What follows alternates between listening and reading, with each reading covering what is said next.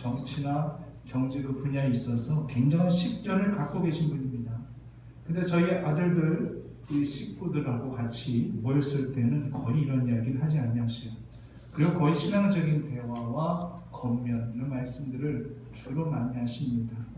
저도 목회자이고 또 제 동생네도 신앙이 좋은 그런 가정이기 때문에 이런 말씀을 듣는 것이 지극히 자연스럽고 또 유익하고 참 좋습니다. 근데 저희 외할머니가 살아계셨을 때는요, 명절 때도 외할머니를 찾아뵈러 갔었어요. 근데 외삼촌들이 교회를 안 다니기 때문에 되면은 그냥 세상적인 이야기만 하십니다. 거긴 어떤 믿음의 이야기가 없어요. 그냥 자신들의 주관 판단에 의하여 이야기를 합니다. 그러면서 자연스럽게 마음에 불편한 감이 듭니다. 육신의 혈통이기 때문에 오랜만에 뵈서 반가운 마음은 그 순간이에요. 뭔가로 대화를 나누려 한다 했지만은 자꾸 부딪힘이 생깁니다. 그러면서 드는 생각이 육신의 혈통이라는 것이 그냥 마냥 좋은 것만은 아니구나. 물론 그분들은 나를 너무나도 어렸을 때부터 잘 알고 계시기 때문에 그게 부담스러운 것이 절대 아닙니다. 이제 우리 하나님의 사람이 되었는데 우리가 하나님의 자연의 그 신분을 내려놓고 우리가 그 육신의 혈육을 만날 수는 없는 거예요. 그건 하나님을 모욕하는 일이에요. 우리가 자주 범하는 그런 범죄가 뭐냐면은 잠시 잠깐 내가 하나님의 자녀라는 이 신분을 딱 내려놓고 세상 사람들을 마주하고 접하는 거. 이거 우리가 굉장히 경솔하게 자주 범하는 그런 죄 가운 하나입니다. 그럴 때일수록 내 안에 인치신 바 되신 내 안에 보증을 허락하신 이 성령님을 대동하고 앞장 세워서 믿지 아니하는 혈육 앞에서도 담대하게 내가 독실한 크리스찬임을 밝힐 수 있는 그런 믿음의 자녀를 높도써야 될 것인데 오히려 그럴 때일수록 우리는 뒤로 숨어버리는 그런 우를 범하는 경우가 많더라고 하는 것입니다. 삼촌들과 뭔가 대화를 나눠봐도 하나님 이야기를 한번 해보려 한다 할지라도 교회 이야기를 해보려 한다 할지라도 이런 지하에 커트를 나눕니다. 성도님들이 이렇게 생각하실 수 있겠죠. 그냥 뭐 자주 뵙는 분들도 아닌데 이번에 두 번인데 그냥 좀 잘 맞춰 드리면서 그냥 그렇게 시간 보내면 되지 뭐 그런 식으로 그렇게 뭐가 나게끔 그렇게 할 필요가 있겠는가라는 그런 생각을 가지시는 분도 여기 계시는지 모르겠습니다. 하지만 이런 생각을 갖는 것에서부터 신앙의 정체성은 분명 흔들리게 되어져 있습니다. 나도 모르게 그 모든 것들을 다 내려놓고 그들과의 대화 속에 물들어 갈 수도 있다는 얘기예요. 오염되어질 수도 있다는 얘기예요. 신앙의 중심을 지키면서 내가 대하면 되겠지라는 생각을 가지는지 모르겠지만 그렇게 생각하시고 그렇게 행동한다 할지라도 결국 우리의 말과 행동은요 내가 의도치 않는 그런 세상적인 방향으로 가게 되어질 때가 많다는 얘기입니다. 그렇기 때문에 저들로부터 내가 독실한 크리스찬임을 분명히 밝히고 말과 행동에 분명한 절제를 보여주면서 그리스도의 향기를 내려 할 때에만 저들이 나를 독실한 크리스찬으로 인정한다라고 하는 것입니다. 그 순간에는 저렇게 외골수적으로 신앙생활을 했어야 되겠느냐? 저런 식으로 티나게 저렇게 신앙생활을 했어야 되겠느냐? 같이 믿지 않는 자들과도 같이 어울리는 것이 이것이 주님의 뜻이 아니겠느냐는 그런 생각을 갖고 그렇게 된다 할지라도 결국 뒤돌아서면 분명 저들은 저 사람이야말로 독실한 크리스천이구나 하는 것을 인정하게 된다는 것입니다. 우리 이렇게 살아가야 돼요. 좋은 게 좋은 거지 하면서 그냥 섞여 절제 없이 그가 똑같이 행동했다가 다시 교회 들어와 하나님의 자녀로 살아간다는 거 이거 하나님 앞에 진정 면목 없는 그런 자의 모습입니다. 성도님들, 진정 성도님들의 신앙에 색깔이 있기만을 간절히 바랍니다. 그리고 그 색깔은 결국 혼합되어질 색깔이 되어서도 안 될 것이며 결국 불투명한 색깔이 되어서는 안 될 것이며 절대 탁한 색깔도 되어서는 안 될 것이며 분명한 선명한 믿음의 색깔을 우리가 가지고 신앙생활을 할 수 있어야 된다는 거예요. 빨주, 노초, 파란보 이런 어떤 특별한 특정한 색깔을 제가 말씀드리는 것이 아니에요. 어떤 희생에 있어서만큼은 우리 신앙의 색깔이 빨간색도 돼야 될 것이고 어떤 정열과 열정에 있어서만큼은 때때로 우리 신앙이 색깔이 또 푸른색이 될 수 있어야 될 것이며, 때로는 어떤 순결함의 그런 부분에 있어서는 또 우리 신앙의 색깔이 하얀색도 될 수 있어야 되겠죠. 신앙의 색깔을 어찌 한 색깔로 우리가 단정할 수 있겠습니까? 분명한 것은 단지 내 신앙이 자루나 우러나 치우침 없이 하나님을 위해서라면 다른 모든 것들을 다 절제하고 포기할 수 있을 만큼의 그런 깊이 있는 그런 신앙을 가져야 된다는 하는 것입니다. 사도 바울은 이방인의 사도예요. 하지만 그가 원래부터 하나님 앞에 이방인의 사도가 되겠다고 하나님 앞에 자청한 적 없어요. 저 이방인의 사도가 되겠습니다 소원한 적도 없어요. 오히려 원래 사도 바울은요, 자기 동족을 위한, 자기 민족의 구원을 위한 그런 사도가 되겠다라고 그가 원래 하나님 앞에 그렇게 고백했습니다. 그 로마서 9장에서 고백하기를요, 나의 형제 곧 골격의 친척을 위하여 내 자신이 저주를 받아서 그리스도에게 끊어진다 한다 할지라도 그것이 내가 원하는 바라고 그렇게 사도 바울이 고백을 합니다. 그러니까 이방인을 위한 사도는 꿈에도 생각하지 않고 있었어요. 내 골격 친척을 위해서, 내 형제들을 위해서 내가 진정 복음을 증거할 것이며 그들이 정말 구원을 받을 수만 있단다 할지라도 내가 하나님 앞에 저주를 받아서 내가 주님한테 끊어지는 한이 있단다 할지라도 나는 그것을 만족하겠다라고 그렇게 고백했었던 그런 사도 바울이에요. 여러분, 이 고백이 쉬운 고백이에요? 아니잖아요. 누가 이렇게 고백을 할 수 있겠습니까? 구약에서 물론 모세는 했어요. 광야 여정 가운데 속에서 그 폐역한 배후망덕한 그 이스라엘 백성들의 그 범죄를 보시고 하나님의 인내 한계가 오셨습니다. 그래서 이 백성들 진멸하려고 하나님께서 그렇게 마음먹고 계셨을 때에 모세가 중재자로 나섰지 않습니까? 하나님 여기서 이들을 이곳에서 광야 여정 가운데서 심판하신다는 할지라면 그날 하나님께서 정말 그 홍해물을 가르셔가지고 그 바다 그것을 지나가게 하신 그 모든 거룩한 역사, 그것은 뭐가 될 것이며 그 이방 민족들이 과연 하나님을 뭐라고 어떻게 생각하시겠습니까? 생각하겠습니까? 그건 아니 됩니다. 차라리 그렇단다 할지라면 이 민족만큼은 하나님 구원해 주시고 나를 생명책에서 차라리 나를 치우달라는 그런 간곡한 당부를, 간절한 기도를 모세 하나님 앞에 올려드렸을 때 하나님께서 그 모세 기도를 들으셔서 이스라엘 민족들을 구원해 주신 거잖아요. 모세가 이렇게 했고요, 사도 바울도 이런 마음가짐을 갖고 하나님 앞에 고백하고 매달린 겁니다. 이게 바울의 솔직한 마음이에요. 이 바울의 고백을 보면서, 이 바울의 의지를 보면서 한번 저에게 오늘 한번 생각해 봤습니다. 나의 친척들이, 내 벼룩들이 과연 구원을 받을 수만 있단다 할지라면 과연 내가 사도 바울처럼 내가 그리스도에게 저주를 받아가지고 내가 끊어지는 한이 있단다 할지라도 내가 그게 원하는 바입니다. 나도 이렇게 하나님 앞에 과연 기도할 수 있을까? 생각해 보니까 자신이 없어요. 그 영혼들을 정말 지극히 사랑하는 마음이 있어야 되는데 과연 내가 그 영혼들을 사랑했는가 생각해 보니 그 부분도 자신도 없고, 설령 사랑한다 할지라도 내가 희생을 해야 되는데 내 이름의 생명책을 지어주는 걸 감수하면서까지 이들을 위해 희생할 마음 솔직히 없어요.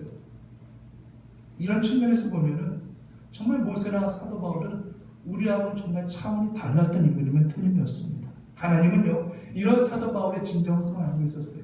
이런 사도 바울의 진심을 알고 있었습니다. 하지만 사도 바울을 원하는 대로 해주지 않았습니다. 그리고 대신 이방인의 사도로 하나님께서 사도 바울을 세우셨는데 이제서야 사도 바울이 그것을 하나님의 은혜로 고백하고 있는 거예요. 내 뜻대로 되어지지 아니하고 하나님의 뜻대로 되어진 것이, 이것이 하나님의 은혜라고 고백하고 있는 것입니다. 이건 대단한 믿음이죠. 복음성가 가사에도 있습니다만 응답하신 기도 감사, 거절하신 것도 감사. 응답하신 것에 감사 누가 못합니까? 웬만한 믿음을 갖고 있는 모든 분들은 응답하신 것에 대한 감사 다 할 수 있습니다. 하지만 거절하신 것에 감사 누가 하겠습니까? 아무나 못해요. 하나님의 섭리를 바라고 구하는 자만이 할 수 있는 고백이에요. 하나님의 인도하심을 철저히 믿고 따르는 자들만이 할 수 있는 그러한 고백이 거절하신 것에 대한 감사입니다. 여기 두 갈래 길이 있는데 내가 눈에 보이는 길은요, 한쪽 갈래 길은 넓고 평탄한 길이고 아스팔트로 포장된 길이고요. 내가 보는 길을 다른 한쪽 길은요, 좁고 협착한 길이고 울퉁불퉁하고 도로 포장도 안 된 길이에요. 어느 길로 갈래? 라고 했었을 때에 누가 감히 이쪽 길로 가려고 하겠어요? 넓고 평평한 길로 포장된 그 길로 가기를 원할 거예요. 근데 어떨 때는요, 하나님 우리의 의지와는 상관없이 이 좁고 협착하고 울퉁불퉁한 길로 우리를 내모실 때가 있어요. 글로 강권하여 가게 하실 때가 있어요. 지금 제가 내몬다는 표현은요, 내 관점에서 그렇게 지금 표현한 거예요. 하나님 우리를 어디 내몰고 하시는 분 아니에요. 하나님 입장에서는 우리를 내모시는 것이 아니라 우리를 인도하여 주시는 것입니다.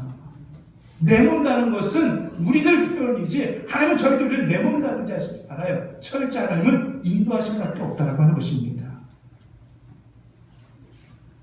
결국 그 길이 생명의 길이잖아요. 하나님께로 나가는 길이 그 좁고 협착한 길이었단다 할지라도 우리는 당장 눈에 보이는 그 길 마다하고 싶은데 내 뜻대로 되어지지 않냐고 하나님의 뜻대로 그 길 가게 하시는 것이 이것이 은혜라는 거예요. 그 좁고 협착한 길, 그 종착역에 우리 주님이 계시거든요. 우리를 반겨주시기 위해서 우리를 향하여 손 벌리고 우리를 맞아주고 계시거든요. 성도님들, 은혜라고 하는 것은요, 내가 원하는 삶을 사는 것이 은혜가 아니라 하나님이 원하는 삶을 살아가는 것이, 이것이 진정 은혜입니다. 당장은 은혜인지 모를 때가 많아요. 내가 원하는 대로 가는 것이 은혜이고 내가 원하는 대로 일이 풀려지는 것이 은혜라고 다들 그렇게 얘기하죠. 맞아요. 하나님의 형통케 하여 주심이 있단다 할지라면 하나님 내가 가는 길 다 형통하게 하실 수도 있고 내가 문제 삼고 있는 강구하는 그 모든 기도 제목들 다 풀려지게 할 수 있고 이 모든 것들이 하나님의 섭리 안에 있단다 할지라면 이것보다 더 큰 은혜는 없어요. 하나님이 주신 형통에는요 절대 막힘이 없습니다. 절대 걸림돌이 없어요. 마치 뻥 뚫린 고속도로를 질주하듯 그렇게 가게 하십니다. 하지만 하나님이 주시는 불통에는요 막힘이 있어요.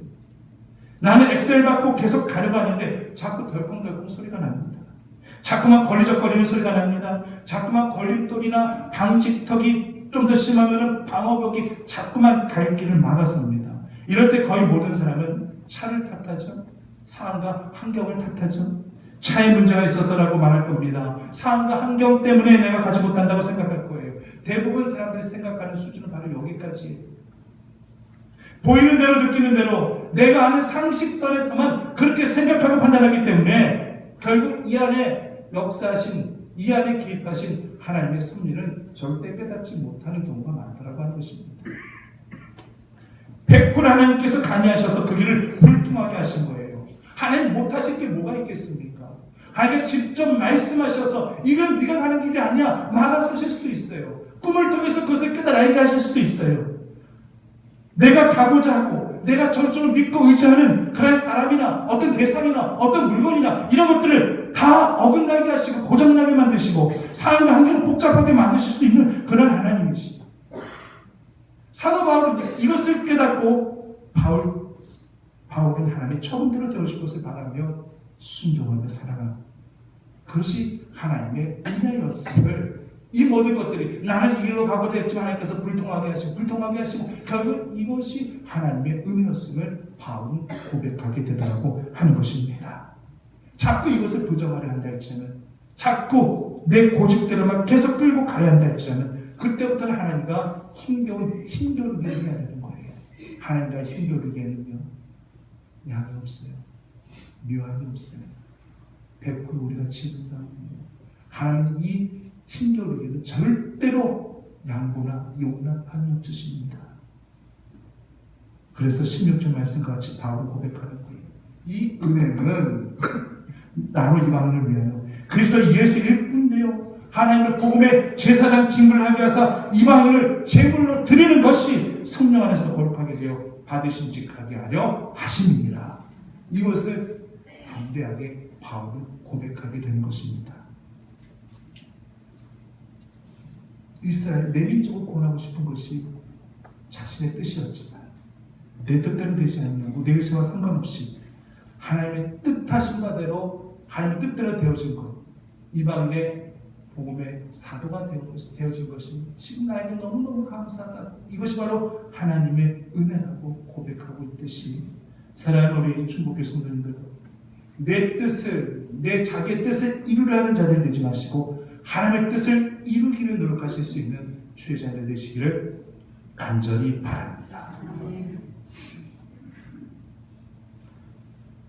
어느 누구든지 한 번쯤 가고 싶은 나라는 있을 거예요. 요즘은 흔히 이 버킷리스트라고 해가지고 죽기 전에 내가 해봐야 될 것, 뭐 10가지, 20가지 이렇게 막 쭉 목록을 적어놓기도 해요. 그 가운데 속에서 내가 꼭 가봐야 될 나라, 이것을 목록으로 만들어 놓는 경우가 있어요. 내가 죽기 전에 꼭 나는 가야 된다. 예를 들어서 예수님께서 태어나시고 사역하신 이스라엘, 내가 꼭 성지순례는 내가 꼭 죽기 전에 꼭 한번 해봐야 되겠다. 뭐 이렇게 정하신다든지, 사도 바울이 주로 사역했었던 소아시아, 터키 지역은 내가 꼭 가봐야 되겠다. 초대 유대인들이 핍박받으며 믿음 지켜갔던 이탈리아, 로마는 내가 꼭 가봐야 되겠다. 뭐 이런 식으로 가고 싶은 나라들 목록들을 만들게 돼요. 꼭 신앙적인 것이 아니라 내가 어떤 미국이든 아니면 하와이든 아니면 유럽이든 내가 어떤 나라를 내가 꼭 가봐야 되겠다 정할 수도 있겠죠. 사도 바울도요, 가고 싶은 지역이 있었어요. 그 지역은 바로 이탈리아 로마였어요.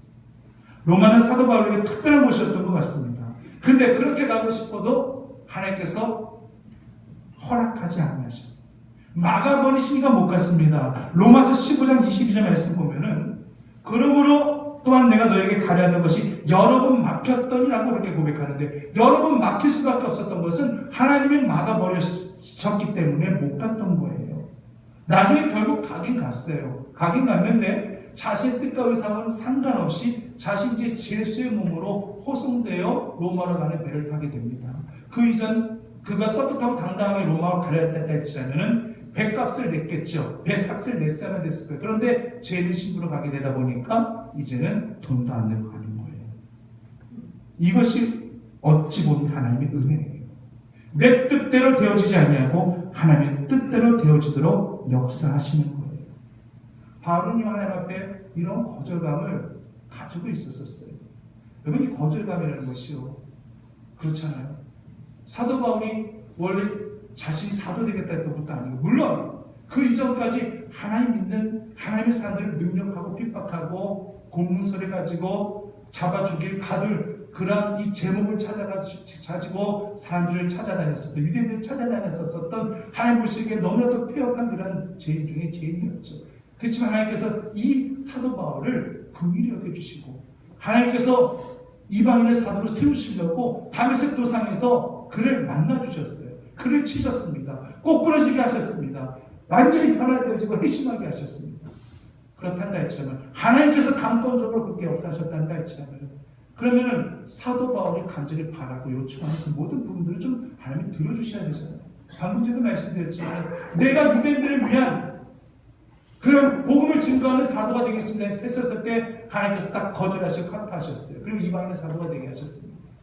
하나님, 제가 로마에 가겠습니다. 로마에 가서 복음을 증거하겠습니다 했는데 하나님께서 여러 번 또 막히게 하셨어요. 커트를 하셨어요. 거절감을 또 갖게 하셨습니다. 그것뿐이었나요? 자신의 그 질병, 이것 좀 떠나가게 해주십시오. 사도 바울도 나름대로 명분이 있어요. 왜? 내가 건강해야지만 내가 그 어떤 누구 앞에서든 떳떳하고 당당하게 설 거 아닙니까? 떳떳하고 당당하게 그 영혼들을 고쳐줄 거 아닙니까? 누군가 이야기를 자기는 건강하지도 못하면서 뭘 남의 질병을 고쳐준다라고 그래. 이러면서 그렇게 또 손까지 할 수도 있기 때문에 하나님, 내가 저들 앞에 떳떳하게 설 수 있는 명분을 주기 위해서라도 하나님, 나를 이 간질병 다, 이 연약함 다 깨뜨려 주셔서 강건하게 해주시고 다 고쳐주십시오. 3번씩이나 하나님 앞에 간절하게 하나님 앞에 호소하고 호소했어요. 근데 하나님께서 들어주셨나요? 들어주셨어요? 안 들어주셨어요.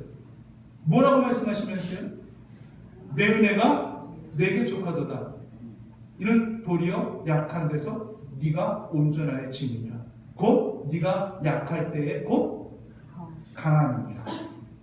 그렇게 말씀하시면서 안 들어주시는 거예요. 이런 상황 속에서 깊은 거절감을 가질 수가 있죠. 하나님 뭐 이래?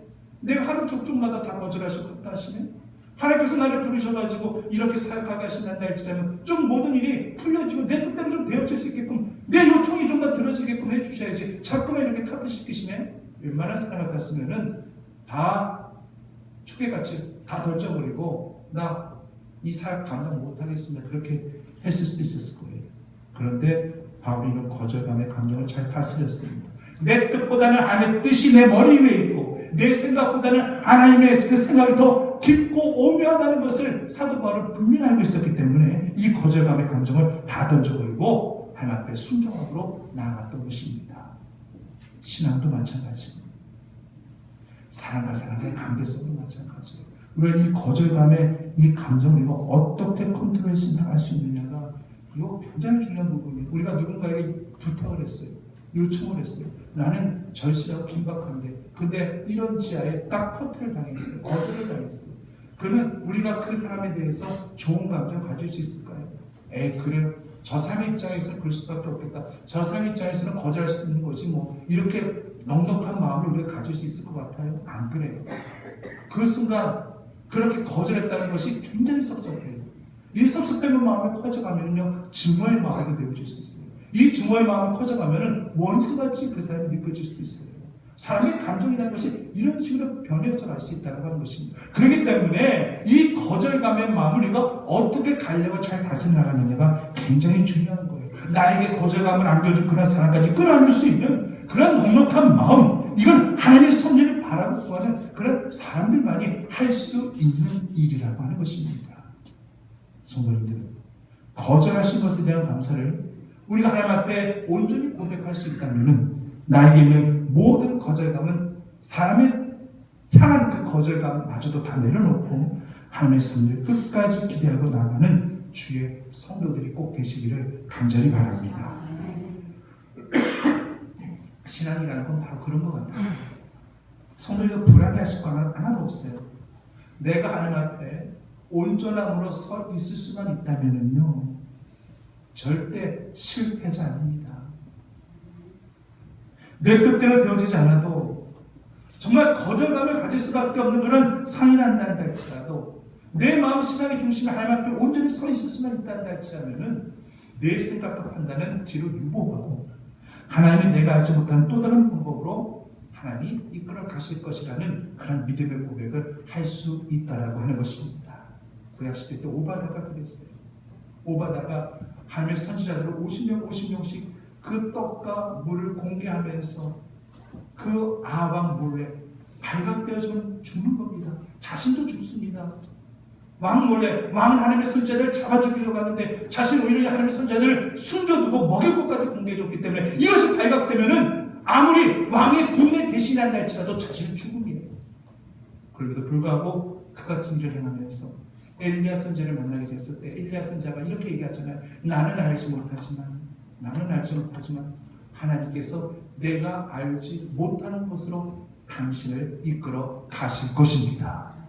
야, 이 같은 고백은 굉장히 믿음의 고백이죠. 자신은 몰라요. 하나님께서 이 엘리야 선지자를 어떻게 이끌어 가실지 모르겠지만 분명한 건 하나님이 당신을 통해서 역사하실 거라는 얘기죠. 이 믿음의 고백을 하는 것이죠. 이것이 중요한 거예요. 내 뜻대로 지금 되어지지 않아서 다 카트 나간 상황이란다 할지라도 분명한 것은 하나님께서 분명히 하나님의 방법대로 나를 온전히 이끌어 가실 것이라는 이 분명한 확신 갖고 신앙생활에 나가시는 주의 성도가 되시기를 간절히 바랍니다. 그 같은 불같은 확신이 있기 때문에 사도 바울은요 자신의 말가임 시대도 철저히 절제할 수 있었고 또 오늘 같은 신앙의 고백을 하게 됩니다. 어떻게 고백하냐면은 그들의 이제 17절 말씀에 보면은 자기 자랑은 이제 예수밖에 없는 거예요. 이제 십자가 주님밖에 없는 거예요. 예수 안에서 하나님 일에 대해서 자랑하는 것이 분명히 있다라고 말씀하고 있어요. 내가 하나님을 섬기는 일이 진정 자랑스럽다고 이야기하고 있어요.